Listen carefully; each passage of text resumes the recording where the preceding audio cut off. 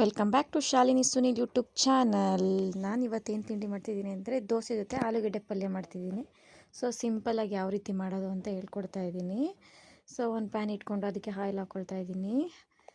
ಒಂದು 4ರಿಂದ 5 spoon oil ಹಾಕ್ಕೊಳ್ತಾ ಇದ್ದೀನಿ.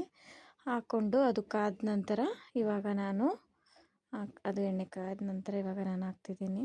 ಸಾಸಿವೆ ಹಾಕ್ಕೊಂಡೆ.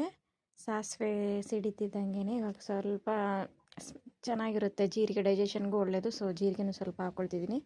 ಆನಂತರ ಕಡಲೆಬೇಳೆ ಹಾಕ್ಕೊಳ್ತಾ ಇದ್ದೀನಿ. ಅದನ್ನೆಲ್ಲ ಚೆನ್ನಾಗಿ ಫ್ರೈ ಆದಮೇಲೆ ಇವಾಗ ಕರ್ಬೇವಿನ ಸೊಪ್ಪು ಹಾಕ್ಕೊಳ್ತಿದ್ದೀನಿ. ಕರ್ಬೇವಿನ ಸೊಪ್ಪು ಹಾಕಾದ್ಮೇಲೆ ಒಂದು 4 ಹಸಿಮೆಣ್ಸಿಕಾಯಿ ತೊಗೊಂಡಿದ್ದೀನಿ. ಅದನ್ನು ಹಾಕಿ ಚೆನ್ನಾಗಿ ಫ್ರೈ ಆದಮೇಲೆ ಇವಾಗ ಈರುಳ್ಳಿ ಹಾಕ್ತಾಯಿದ್ದೀನಿ. ಸೊ ಈರುಳ್ಳಿನೂ ಚೆನ್ನಾಗಿ ಫ್ರೈ ಮಾಡೋಣ ಇವಾಗ. ಸೊ ಚೆನ್ನಾಗಿ ಫ್ರೈ ಮಾಡ್ತಿದ್ದೀನಿ. ನನ್ನ ಮಗನಿಗೆ ತುಂಬ ಇಷ್ಟ ಆಲೂಗಡ್ಡೆ ಪಲ್ಯ, ಸೊ ಹಾಗಾಗಿ ಸಿಂಪಲಾಗಿ ಮಾಡ್ತಾಯಿದ್ದೀನಿ.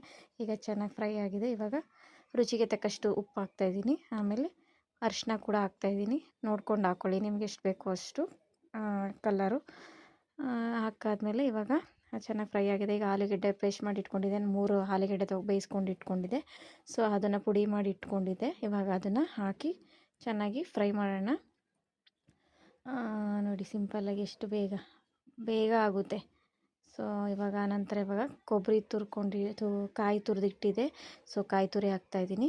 ಕಾಯಿ ತುರಿ ಹಾಕಿ ತಿರುಗೋಣ. ಆಮೇಲೆ ಕೊತ್ತಂಬರಿ ಸೊಪ್ಪು ಹಚ್ಚಿಟ್ಟಿದೆ. ಸೊ ಅದನ್ನು ಲಾಸ್ಟಲ್ಲಿ ಹಾಕ್ತಾಯಿದ್ದೀನಿ. ಹಾಕಿ ಮುಚ್ಚಿಟ್ಟು ಈಗ ದೋಸೆ ಜೊತೆ ಸಖತ್ತಾಗಿದೆ. ಚಟ್ನಿ ಕೂಡ ಮಾಡಿದೆ ನೋಡಿ, ಎಷ್ಟು ಸೂಪರಾಗಿದೆ ಅಲ್ವಾ.